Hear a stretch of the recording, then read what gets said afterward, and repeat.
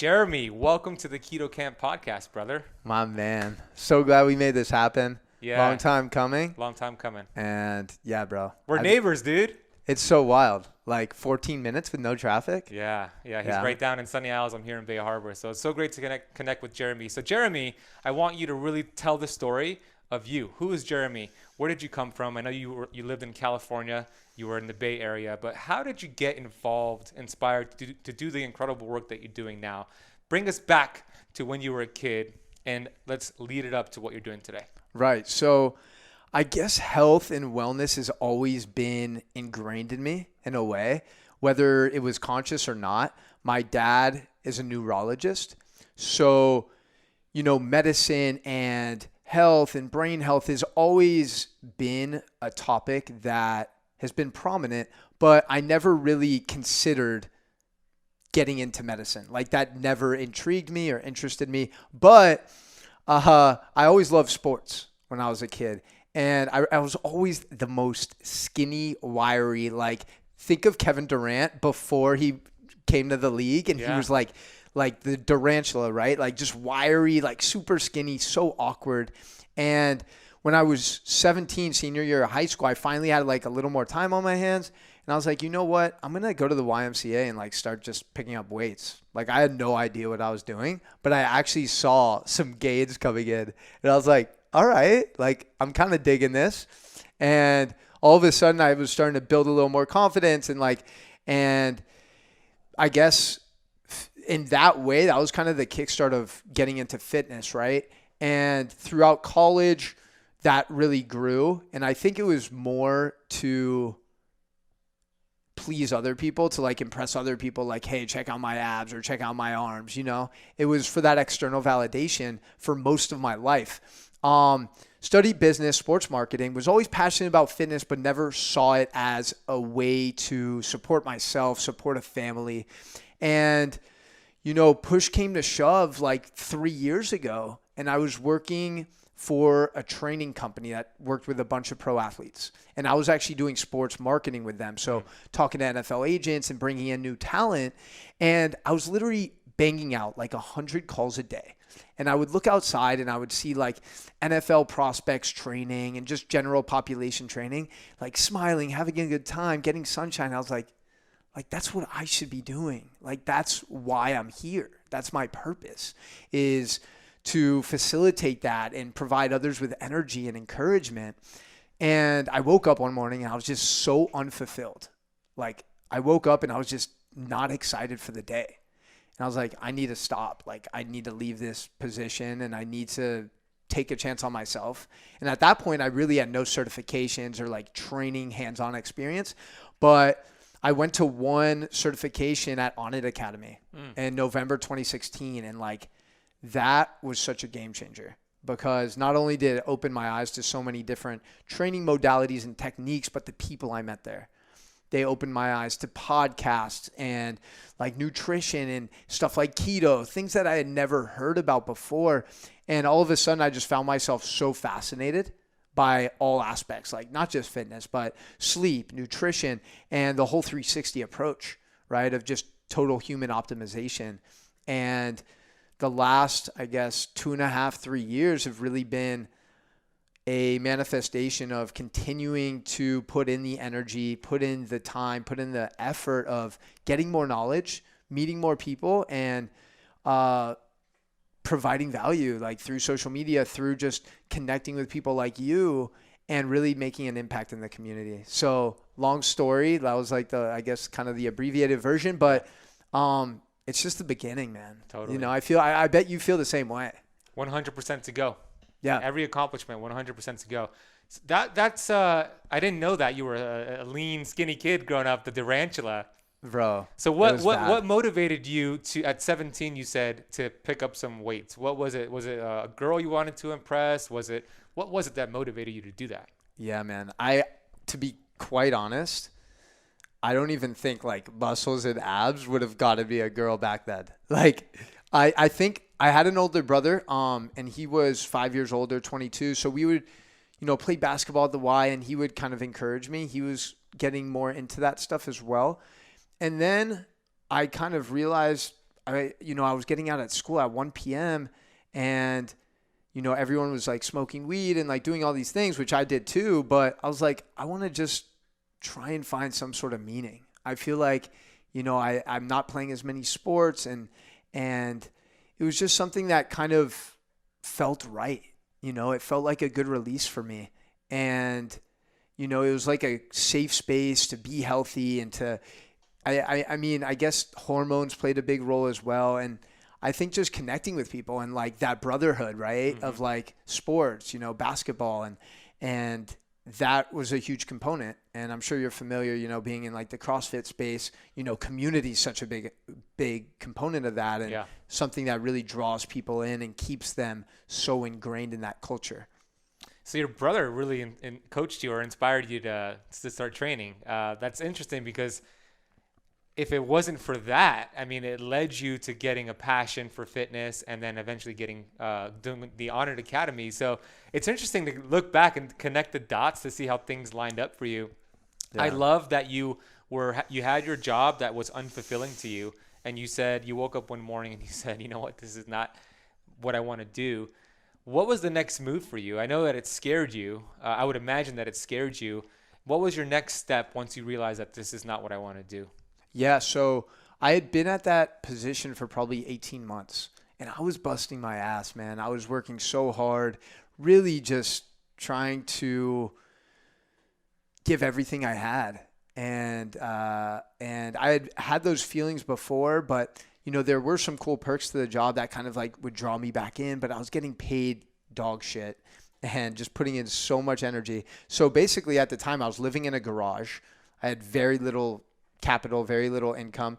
And at the time I was like working with a couple youth football teams and like basketball teams, just coaching at the JCC.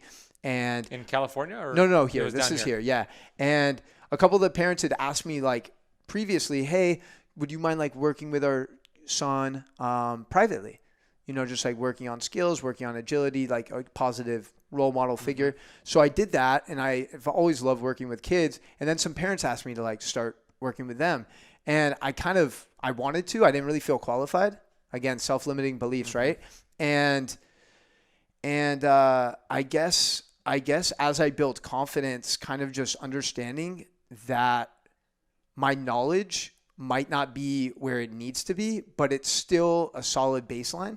And really just like we were talking about earlier, when you're coaching people and working with other individuals, that accountability, that energy, that support is so valuable. Like you can have all the knowledge in the world, but if you're not inspiring that person to unleash their best version of themselves, they're probably not going to keep you around. So I feel like that's something I've always been good at, is kind of lifting others up and being able to recognize other people's gifts.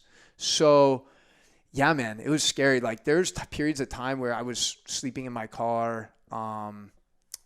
And I think it all all those moments that at the time seemed so scary and so it seemed so negative, you look back at them with such love, honestly, because that's part of the journey. That's part of this hero's journey. And it's one of the reasons I think I am the way I am. Like I have the compassion for people in that position now because, I was there not so long ago. Yeah. The hero's journey. Absolutely. And you look back and that struggle is what molded you into what you're doing now. You touched upon self-limiting beliefs. What would you say to somebody listening right now or watching on our live streams who has a ton of these self-limiting beliefs? What would you tell them if they are in a similar position to what you were in when you woke up in the morning and they realize, I don't want to work at this job, or this is not my future, but they have all these self-limiting beliefs to why they cannot start that new business or that new venture? What would be your words of wisdom to that person?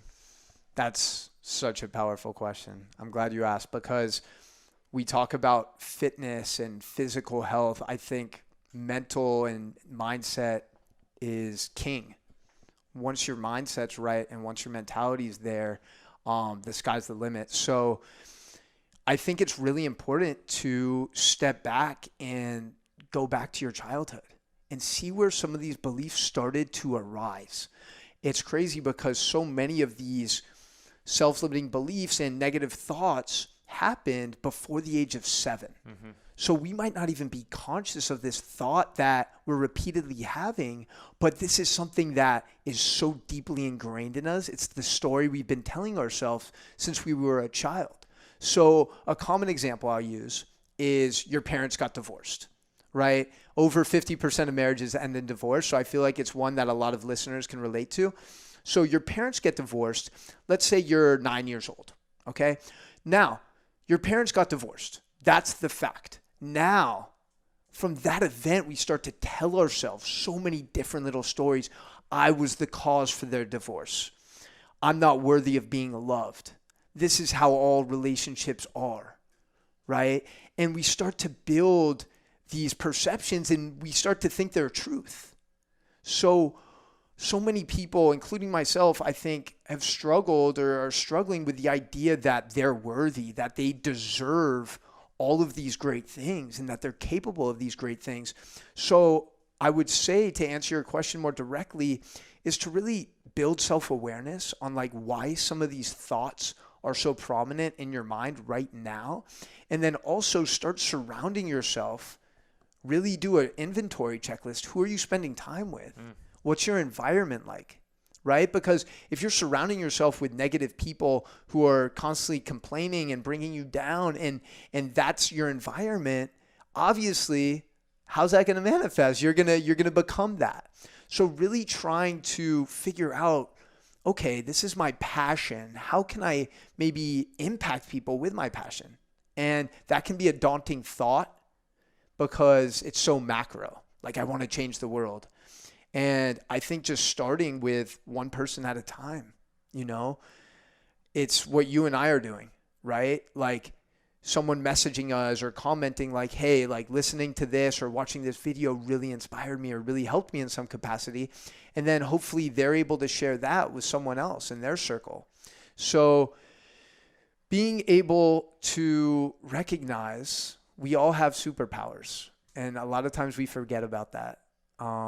So think about your childhood. What thoughts did you start to generate? What stories did you start to tell yourself? And what did you enjoy doing as a kid? What brought you joy? Chances are it was playing a sport, playing an instrument, running around with your friends, drawing on your arms. Like all of these things that children do that we slowly get out of as we get older because we're told we have to be adults and don't be a child, right? Yeah. So try to really go back and find that thing that brings you joy and surround yourself with people who are going to support you and hold you accountable. Because that's great if they support you like, hey, you're great, you're doing incredible. But sometimes you're not going to be doing incredible and you need to be held accountable.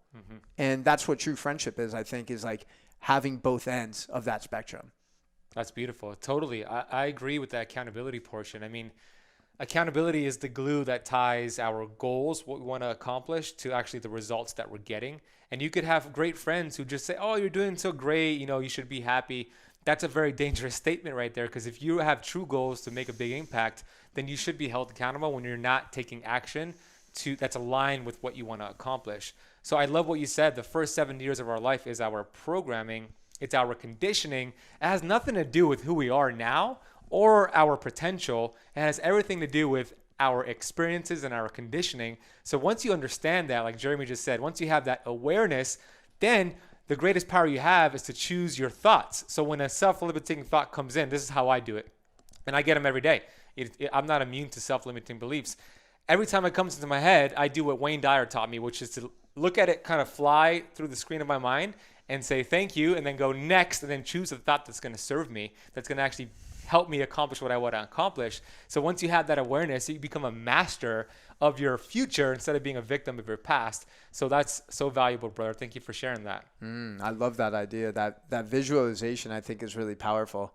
And yeah, the thing that you just actually finished up on, talking about like the victimization, right? It's so easy to play victim, especially, people have dealt with a lot of shit. Like so many people have had really heavy trauma in their early years, whether it's abuse, whether it's, physical abuse, verbal abuse, death, all of these things that take such a heavy toll on us. And we're not really taught We're not given the tools to handle that, right?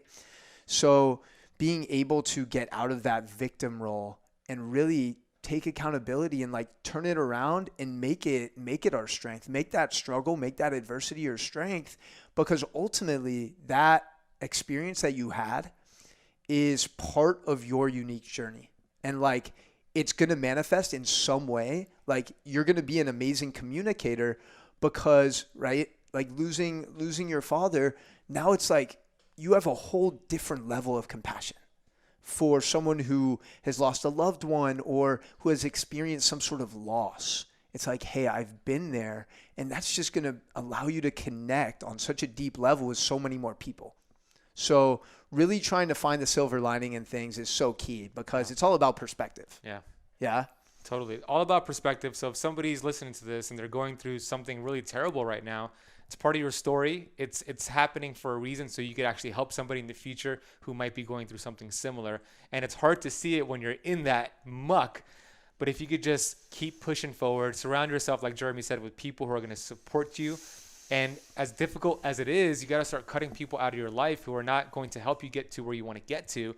I saw that for myself. You know, the environment is so important, dude. Environment is more important than heredity. It's more important than your genes. It's your environment that molds you. If you hang around 5 people who are playing the victim card every single day, they're watching the news, they're watching media, and they're gossiping, you're going to be the 6th person doing that every single day. But if you start 100%. hanging around with Jeremy, if you start hanging around with me, and we're not talking about the news, we're not talking about small things and competitive thinking, we're talking about world-class ideas, we're talking about helping people, then you're going to shift your mindset because now you're part of that environment. So let's relate this conversation right now, because I think it's so powerful, to somebody who is following the keto diet, somebody who's doing fasting. Right. And their friends right now and their family are not doing keto. They're not doing fasting. They're not living a healthy lifestyle. And they decided, I'm going to do keto now. I want to get healthy. I've seen all the benefits of it. I want to do some fasting eventually. But they have this environment that tells them, you're crazy. What are you doing? And they're not supporting their new way of living. What would you tell them? What would be your words of encouragement for those people? I think you touched on it. So it's a fine line between, yes, you want to kind of distance yourself from these people who aren't supporting you, but at the same time, like, give them that opportunity, like, let them know, explain, be transparent, communicate effectively. Like, hey, you know, I've been feeling like shit for the last 3 years. You know, my gut, everything. My mental clarity is off, my cognition, I'm sleeping bad, all of these things. So like, explain why you're doing something and tell them, you know, be open and honest. Hey, like, this is what I'm doing. I would love if you would support me on this journey, you know, and see what their response is. A lot of times their response, like you said, might be like, you're fucking crazy. Because that's coming from their self-limiting beliefs, right? They see someone in their life trying to make positive changes, and they're over here doing the same thing they were doing 10 years ago. Mm-hmm.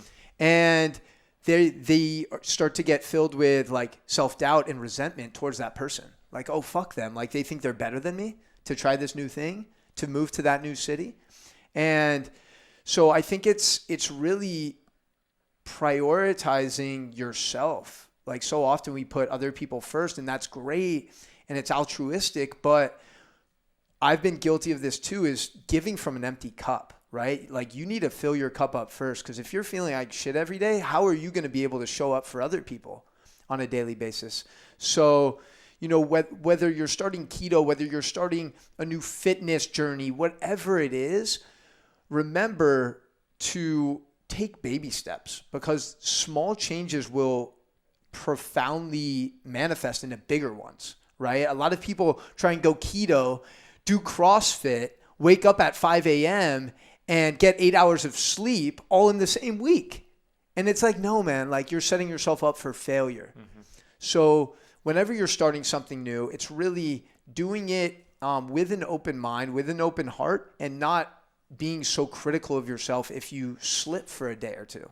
And I think a lot of people, that's when they fall off track. They beat themselves up. They're like, oh, fuck. Like I didn't go 16 hours without eating. I only went 12. Everything is ruined. Yeah. Fuck this. I'm going to McDonald's, right? Yeah. Like, a lot of people go down that rabbit hole. So I think whenever trying something new, it's super important just to commit, be consistent. Consistency's king, man. Right? Like, for me, I think consistency is like what's kept me in the shape that I'm in, because I don't train that hard. I eat very well, but I'm not like obsessive by any means. And I like live a very balanced life, man. Like I go out, like I have fun. I live a very well balanced life, and I just traveled for a month, and I partied more than I have since I was in college, and had some amazing experiences, and was still able to maintain a healthy mind and a healthy body because that commitment and consistency was still there. Mm-hmm. So once you build that, once you become ingrained in that, it just becomes like a non-negotiable, right? So I think just getting started, man, people are so scared to get started. Like, just fucking do it. Just fucking do it. Like, you're probably going to fail. You're probably going to fall down, but it's all good. Like, we all respond differently to different things, to different people. So just give it a shot. And if you slip up, don't beat yourself up. Get your ass up and get back after it. I love it. Yeah, it's empowering for you to say that. And I know it's resonating with them. And then when they're in that moment of, okay, I'm going to have this conversation with my family and let them know I don't feel good, I'm overweight, all my bones are achy, and I learned about this new keto diet. I learned about fasting, and I think it's going to help me. That conversation, it's one thing to say, yeah, I'm going to do it. It's another thing to actually do it. Yeah. So what me and Jeremy are saying, we support you either way, and we want you to be your greatest version of yourself. And if you're unhealthy, not only are you not your greatest version of yourself, so you're robbing yourself of your greatest version, and you're robbing your family and your friends of your greatest version. So it's not just you who suffers, it's your family who suffers too, and vice versa. When my dad got sick, who had to take care of him? Me, my mom, my family, because he got sick, so everybody else suffers along with it. So being unhealthy is one of the most selfish things that you can do in your entire lifetime. If you do get healthy, if you have that conversation and you commit, because creativity follows commitment, then you're going to be your greatest version. You're going to be able to help your mom, help your dad, have the energy to support them and be there for them. And that is most important. Our health is our true wealth. So that conversation has to be had. That communication is so important. And I look at you and I see somebody who's very creative, to just switch gears here. And I told you before we started recording, I said, I don't know, we just connected recently, and I don't know your entire history. I don't know your qualifications, certifications, and all that, your experience, and I don't really care. But I do know this is what I do care about. You have an awesome attitude, you have great enthusiasm, and those are two things that if you have that, you're going to freaking crush it in life. Yeah. If you have great attitude and enthusiasm, you're going to crush it. And you, Jeremy, have an amazing attitude and enthusiasm. So my question to you is, did you always have this? Is this something you worked on? Did you develop it? Tell me more about your attitude and your enthusiasm. Yeah, I appreciate the kind words, man. So I think if you asked my parents and like people from my childhood and my upbringing, I always had a childlike joy and just like a goofy kind of sense of humor, and was very affectionate and just loved people, right? I think I've always been that way. I know I've always been that way. But throughout, my life up until now, there's definitely been times where I've been going through my own shit, and that's manifested into me not being as outgoing or wanting to get out there and be social. So I've been kind of more of a hermit, like to myself. And that was, again, like all stuff I was going through. And that's kind of how I handled it. Like almost like I don't want to burden anyone with my shit. So I'm going to kind of keep to myself. But I would really credit a lot of my positivity and optimism to my dad. My dad is honestly my biggest role model, my biggest hero. And I admire him so much for so many reasons. And I just remember him always preaching gratitude, like from a young age. And then he like started giving me these gratitude stones. And we would always, if we were ever coming across a difficult situation or some sort of adversity, like he would always remind us, like, we're so blessed to be in this position that we're complaining about this. You know what I mean? So often, like here we say like first world problems, right? We're complaining like, oh, there's a little bit of traffic. Oh shit, like I spilled coffee on like my $300 pair of jeans. You know what I mean? And so I think my dad was a huge part in just like instilling that positivity and like always giving, treating people with respect, treating them with kindness. And I've always tried to kind of carry that over into my life. And sometimes, you know, I don't do a good job, but for the most part, you know, I always try to bring good energy, good vibrations to a room, to an environment, to other people, because I see how much negativity is going on in the world. And it's crazy because I'm like in such a bubble, I'm sure you are too, where it's like, you know, we're doing self-development, we're surrounding ourselves with other people who have this growth mindset, and we forget about like the other part of the country that is like all invested into politics and watching the news, and like they think the world is such a dangerous war zone, and in some ways it is, but like life is beautiful. And I think so many times we take things too seriously. We get so caught up in our own mind, our monkey chatter, and we forget to really recognize and acknowledge how beautiful and lucky and fortunate we are. And I know it's easier said than done a lot of instances, especially people listening who are going through a certain adversity. But I mean, I always say, like, you know, we both kind of consume some Gary Vee content, like 400 trillion to 1, and actually going into like the science behind that number, the chances of us being a human being right now, 400 trillion to 1, when you understand what a miracle you are. And I actually wanted to touch on what you said, because you're talking about when you neglect your health, you're being selfish. And I love that. I think that's absolutely true. If people can have that perspective, I think it'll motivate them to take more action. And with that being said, you know, you're talking about also, you asked me, you know, people with self-limiting beliefs, how to get over that, how to kind of pursue your passion and really find meaning in your life.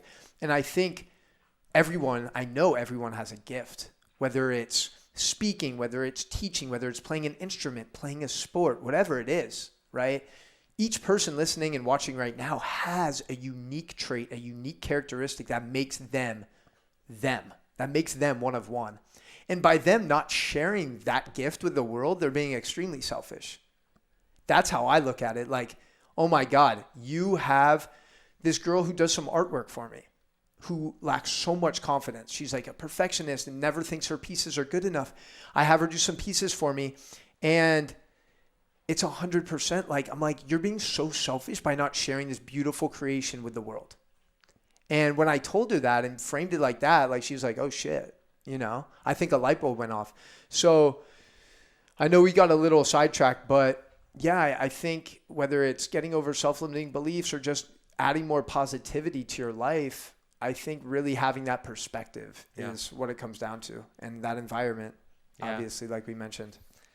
I'm gonna pause it real quick to put the air a little bit lower. Let me see. We're gonna finish on gratitude. Let me just. Should we leave this thing live streaming the whole time? Yeah. Are you guys enjoying this? Do you guys want the whole thing here, or should we? Yeah, bro, leave it going. All right, leave it going. This has been fun, dude. We've been going. We have a good amount of time left, right? Yeah. I got some more questions for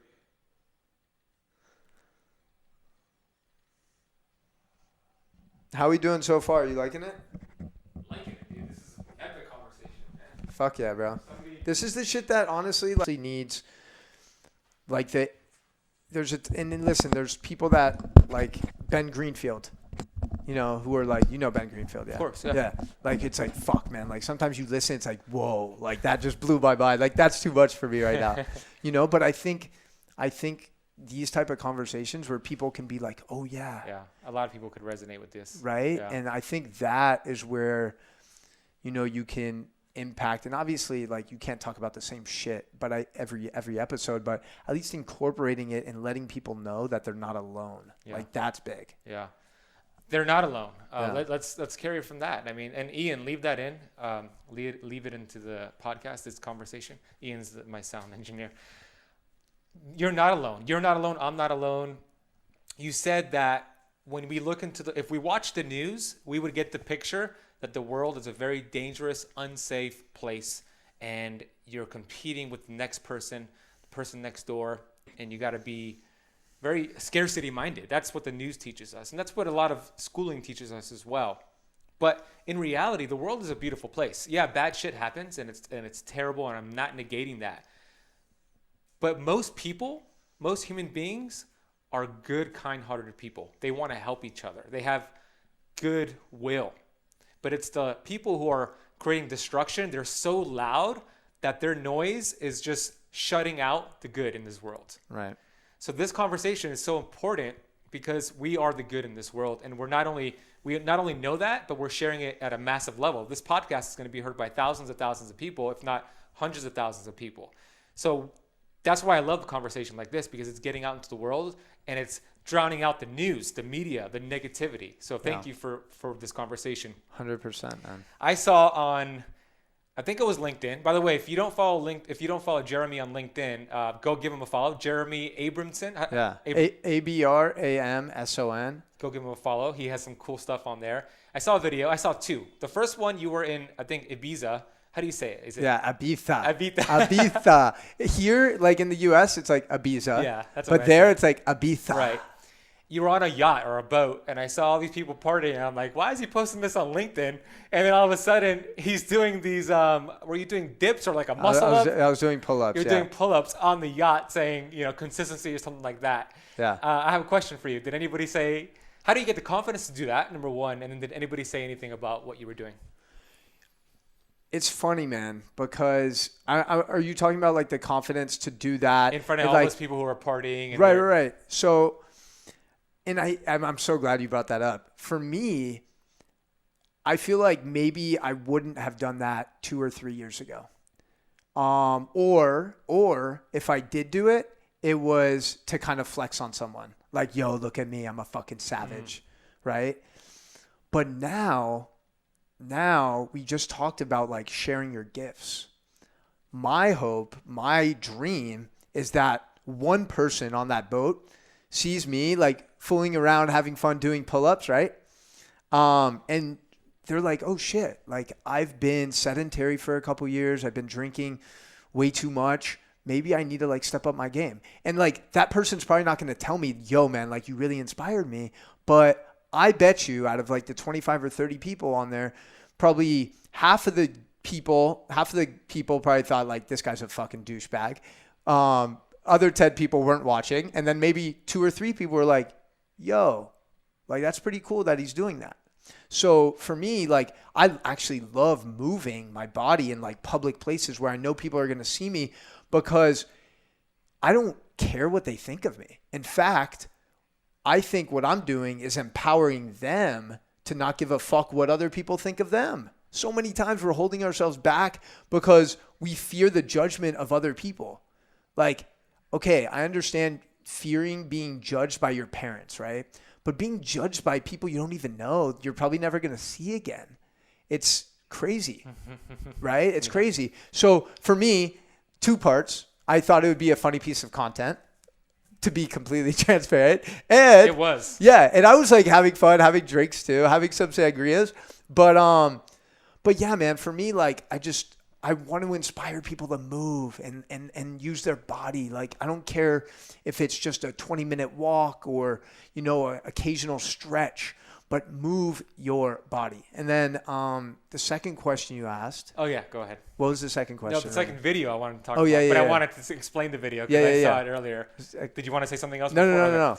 The second video, this is even cooler, and you just answered why you did the second one as well. You were on an airplane, a packed airplane. Oh, yeah. On a flight coming from Europe back to Miami. Is that correct? And I see Jeremy. It was on Instagram. I see Jeremy on this airplane in the aisle there doing dips on some other people's chairs and then doing some lunges down the aisle. And I'm like, holy crap, this is so awesome. Yeah. And so cool. And I never see this, dude. Yeah. So how was that? I loved like a lot of the feedback, just kind of people, again, for me, it's just like having fun, like having fun. I was with one of my friends on the flight and he's like, man, like, I was just telling him, I was like, my body's just feeling stiff right now. Like, I need a stretch. He's like, all right, like, I got you. I'll film it. And then I ended up doing that. But yeah, man, that is a little extreme. Like, some people actually like were hating on it. They're like, if you weren't white, like, you would have got arrested. And I was like, oh, like, that's might be a valid point, actually. It made me think. But Coach Jeremy 305, guys, if you want to see the video, by the way, on Instagram. Yeah. Coach Jeremy 305. I'm gonna put his Instagram and his LinkedIn and all of this stuff in the notes of this episode. Perfect. Yeah. So yeah, that's really the reason behind it. And who honestly really inspires me is, you go to these big cities and you go to like the city center, especially a place, everyone can relate to is like Times Square, New York. And you see all these street performers. You see those guys who are like staying still and like the robots. And then you see the break dancers. And then you see the guys doing like comedy acts. And a lot of times in the past, I feel like I would just walk past. But when I see those people now, like they really, really resonate with me. Like I feel a deep connection to them because they're genuinely like sharing their gifts with the world. Like they are just so open. Like they're doing, like they're not afraid to mess up, or they might be, but it's not stopping them from going out there in the street and doing that. And like that, something like that, where you're just, sharing your gifts with a bunch of people. They might be strangers, they might be family and friends, but getting out there and doing that thing. And it's going to be uncomfortable. But once you kind of stress that discomfort muscle, right? And you get that mental override, I call it. Like, that's why I love ice baths. It's a different conversation, but is once you do something that is challenging and your mind is giving you resistance and you overcome that and you realize like you're not dead, you're still here. Like, oh shit. Oh damn, I'm alive. Like it all of a sudden, some of your mask starts to come off and you build more confidence. That's how you build confidence, is by doing those things that are uncomfortable, getting through them, keeping those promises to yourself, and then again, maintaining that consistency once you get past that threshold. I love it. Get outside your comfort zone, be consistent, commit. All great tips right there. Okay, I have another question for you. I have a few more for you. I love it. Obviously, movement is important to you. Right. What are some of the things that you see that are causing a lot of unhealthy people in this world when it comes to inactivity, I always have trouble saying that word, sedentary. Yeah, you got it. And just people being at their desk all the time, round shoulders, which I'm working on because I used to do that all the time too. So I'm working on fixing my we'll work on it for sure. Yeah, bro. You'll work on that with me. What's the problem? And then what's 2 solutions to that problem? I like that. Asking for 2 solutions to one problem. That's good. So we'll keep it simple. The biggest problem that I see is sitting, right? Is sitting. We spend so much time in this position. We wake up, we're in a rush. We throw down that cup of coffee while our cortisol levels are already spiked, right? Yeah. We're not waiting that 90 minutes like you suggested. Yeah. And then we're rushing to work in the car, stuck in traffic, sitting, right? Stress levels through the roof. Eating probably a bagel or a donut. Yeah, cortisol levels spiked. We finally get to work. We're inundated with calls and emails. We're at the desk. And then before we know it, maybe a few hours have passed. We eat a quick lunch, probably a shitty one. And then we get back to the grind. And we've spent 8 or 9 hours straight sitting. We return back home, eat dinner. If you have a family, you're probably spending time with them, maybe sitting, watching TV, Netflix. And you literally just spent 12 to 14 hours straight sitting. And I see so many people living their life like this. And it's really alarming and disconcerting. And just to kind of build on that point, I actually read, the Blue Zone study about these 7 areas of the world that have the longest lifespan and the most longevity, right? It's like the highest quality of life. And the one thing that all of them have in common, there's a couple of them, but one thing that really stood out to me that I loved hearing was none of them exercised. Yeah. None of them trained, right? They didn't do CrossFit. No, none of them had workouts, right? But they're being active throughout the day. They move every 20 minutes. They're generating blood flow. They're going for walks, usually with loved ones. They might be doing some breath work, whatever it is, but they're constantly moving their body. And that's so key. So that's the biggest problem, is so much time is spent sitting in this sedentary position. Our spine is getting compressed. Our blood flow is getting restricted. Our metabolism is getting slowed down. And our whole body is getting deformed, really. So two solutions. Find alternative postures. So I post a lot of videos on this, but simply if you think about, stand-up desks are very popular now, but I don't think stand-up desks are a great solution, because if you're standing in a fixed position for countless hours, it's really not that much different from sitting for countless hours. Yeah, you're like in a more upright position, but you're going to also present a lot of problems when you're stood in a fixed position. So constantly maybe going from seated to standing and just changing positions. And it's kind of hard to like explain the alternative positions, but we'll post some videos for sure in the show notes. Yep. So finding these alternative positions, walking, go on a walk. A 10-minute walk will do so much for you, especially outside where you're getting sunshine, you're getting vitamin D, you're connecting with nature, you're grounding yourself, right? And Stanford did a study that a 10-minute walk can boost your creativity by up to 60%, right? And it's no coincidence that guys like Mark Zuckerberg and Steve Jobs and Barack Obama are notorious for their walking meetings. 80 to 90% of their meetings are all walking outside. The creative juices are flowing. You're just going to be a happier human. So movement, alternative postures, walking, and I would really just challenge people to dive deep into like their sense of gratitude. Like, identify this body that you have, right? Identify how beautiful, you have 10 fingers, 2 arms, 2 legs, 2 eyes, all of these crazy parts that can do unlimitless things, right? They have so much potential, but we're wasting it in a chair. And then lastly, I know this is more than 2, but we talked about it before, finding someone to hold you accountable. Like maybe it's someone in your office, maybe it's a friend, maybe it's a girlfriend or boyfriend. Having that person that is going to hold you accountable. Hey, we're going for a walk. Remember, it's 9 p.m. We just ate dinner. We committed to this. Yeah. So like these small things will manifest into big changes. I think a lot of people get intimidated and overwhelmed by all the information and all of the possibilities. Should I do yoga? Should I do CrossFit? Should I eat paleo, keto, vegan? And they're overwhelmed, so they end up not doing anything, right? So start something and be consistent with it. Start with 30 minutes of walking. Get your 10,000 steps in. I feel like especially here, other than a place like New York where everyone's walking, like the U.S., it's all driving.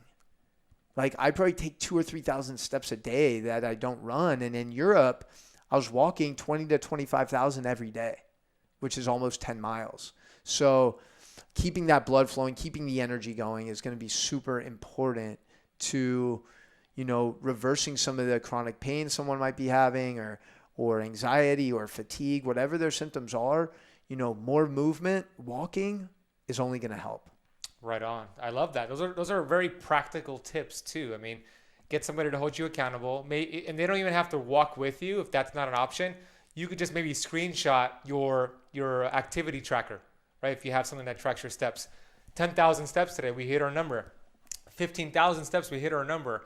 I think 10,000 should be the bare minimum, but if you could get to 15,000 consistently, you're in good shape. And then the second tip is to stand up, sit down, stand up, sit down. And that's your whole persona right there, right? Yeah.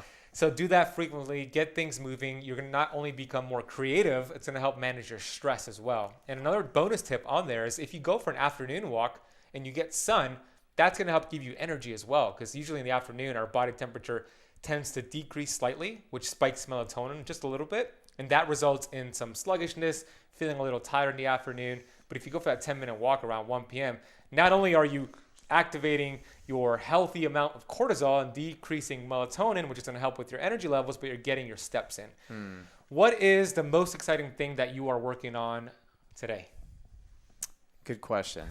So I would say I'm most excited about two things. You know, the stand up to sitting movement has been something that I've been pushing for a while. We just launched a really, really great ebook that has a lot of the stuff we talked about today, like alternative postures, and really giving people kind of a guide to handle their 9-to-5 job and how they can remedy all of this sitting and find alternatives and really add more movement to their day. So that's something that's really special, and I think is impacting a ton of people. So stand up to sitting, and this is a mindset. Stand up to sitting, yes, is like get off your ass and move, but it's also, like we talked about earlier, is your mindset.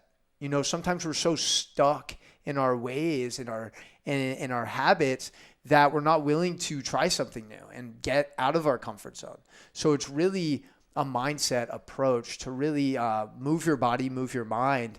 And also, you know, we teach seminars, workshops, speaking engagements. So if anyone's listening and they'd like to have us come to their office or workplace and really create a sustainable environment that promotes health and longevity while empowering their team to really take ownership of their health, that is something that is super important to me, getting out in the community and working with these businesses, these companies, and making an impact there. And number two would be the nonprofit that I've wanted to launch for a while, and we're finally going to launch it next month. It's called Bars for Los Barrios. And the idea, like we spoke about earlier, is really bringing fitness to urban areas, places where there might be poverty, where there might be crime. You know, I've traveled a lot around South and Central America, and I've seen, you know, these kids, they play soccer ball with a soda can, and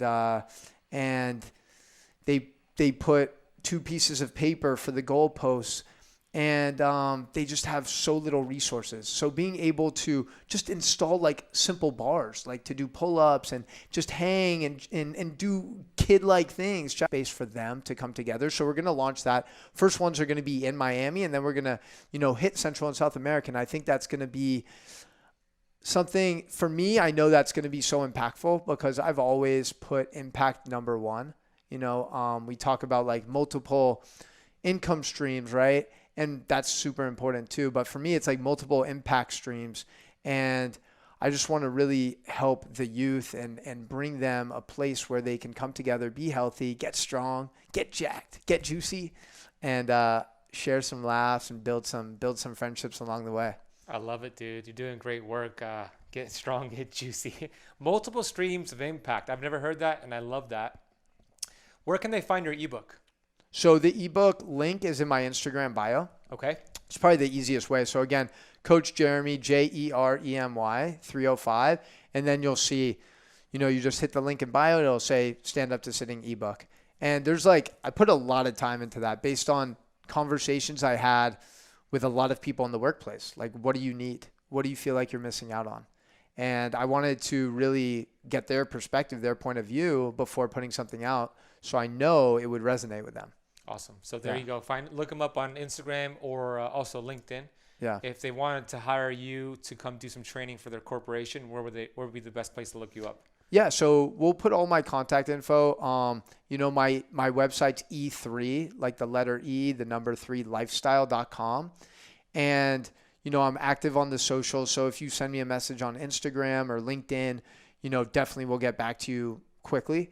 But yeah, this is something that, like you said, we need to really prioritize our health. You know, this is the ultimate gift. It's the ultimate sign of wealth. And, you know, I'm so excited that we have people like you in the industry and in this location that we're able to connect, we're able to collaborate, and really amplify our impact. So I'm just excited for, like the stuff we're going to work on in the future, helping each other, collaborating, and this is really just the beginning. It is. It is. So what you're wearing a shirt right now. I know some of the listeners, all of them cannot see you. It says grateful, and it says it's such an important message. And you talked about how gratitude has saved your life and changed your life, and your dad instilled it in you. So my question to you is, what are you most grateful for today? Oof, that's so funny because I like ask a lot of people the same question. So to be on the opposite side of the spectrum is great. Right now, I would say I am most grateful for the people that I have in my life.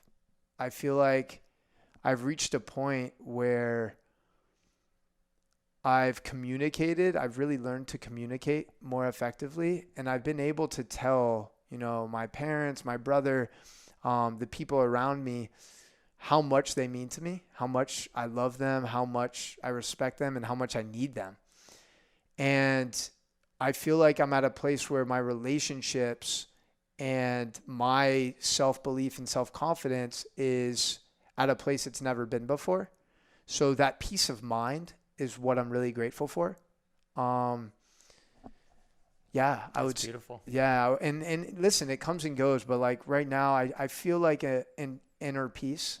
There's so much uncertainty in my life right now, so it's like it's kind of contradictory that I would feel inner peace, but I just have that belief that everything is happening the way it's supposed to and the way it's designed to, and I've overcome such adversity in the last 4 years that I don't think I'm going to let any uncertainty or any of that stop me. Right. So yeah, I guess I would just kind of like to touch on, leave everyone with the message, if there's a relationship that is weighing you down, that is constantly on your mind, whether it's your mom, dad, brother, sister, girlfriend, boyfriend, something that's kind of eating at you, do your best to try to repair it, because chances are it's going to bring you so much peace. We have so much resentment, so much guilt. And I know for me, like recently with my brother, repairing that relationship and being able to like talk to him more openly about everything has been such a great gift. And I feel like the fact that I have my family and my friends by my side, I know I can handle anything. So it goes back to that accountability, that support. Find those people in your life who are really going to lift you up when you need it. And what are you most grateful for? Oh, you're turning it around, huh? That was a great answer, first of all. Thank you for sharing that. Yeah. Very impactful.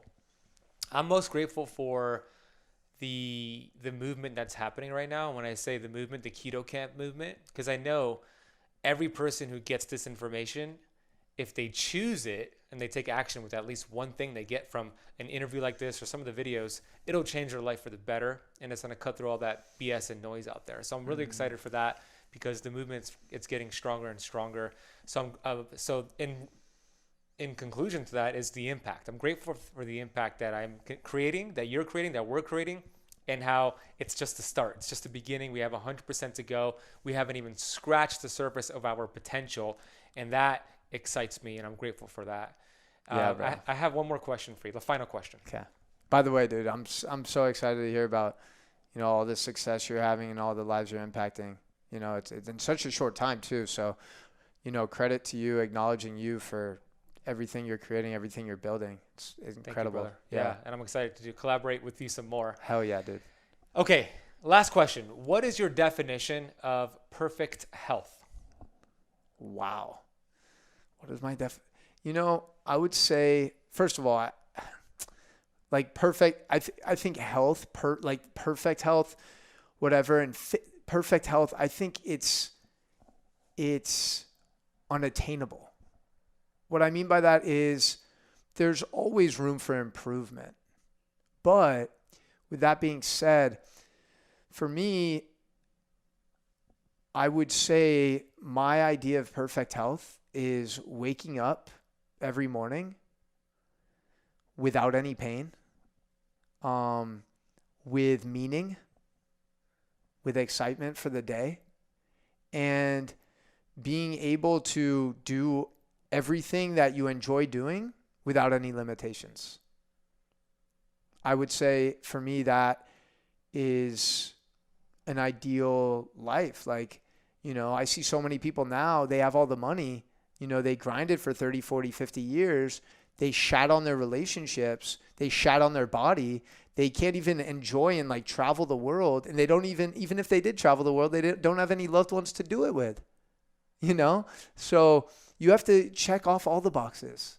That's cool that you have like big muscles and you're strong, but like, what's your inside look like? What does your head look like? What does your heart look like? You got to check these boxes. So I think just waking up with meaning, with purpose, and without any pain, and really being able to do anything you want without any physical or mental limitations. Love it. Beautiful. Check the boxes, baby. Jeremy, I want to acknowledge you, man. You are a rock star. Really valuable conversation. I think it's going to resonate with so many people. I know it will resonate with so many people. I love your attitude, like I said earlier. I love your enthusiasm. I love the fact that you live it to lead it. I love the fact that you are inspiring so many people, and you could tell that you are genuine and you care about what you're doing. And I see that it resonates from you. You light up the room. Even if these lights were not on, the room will be lit up from your energy, brother. Appreciate that, dude. And I appreciate you. I appreciate the fact that you came into my life. I don't know how it happened, via LinkedIn or something like that, but I see a lot of cool things in our future, man. And I just want to say thank you for the work that you're doing, for living courageously, for committing and being consistent. So thank you so much. This has been an awesome interview, brother. Hell yeah, dude. Can't wait to have you on my show next week. Let's do it. Awesome. Oh, my man.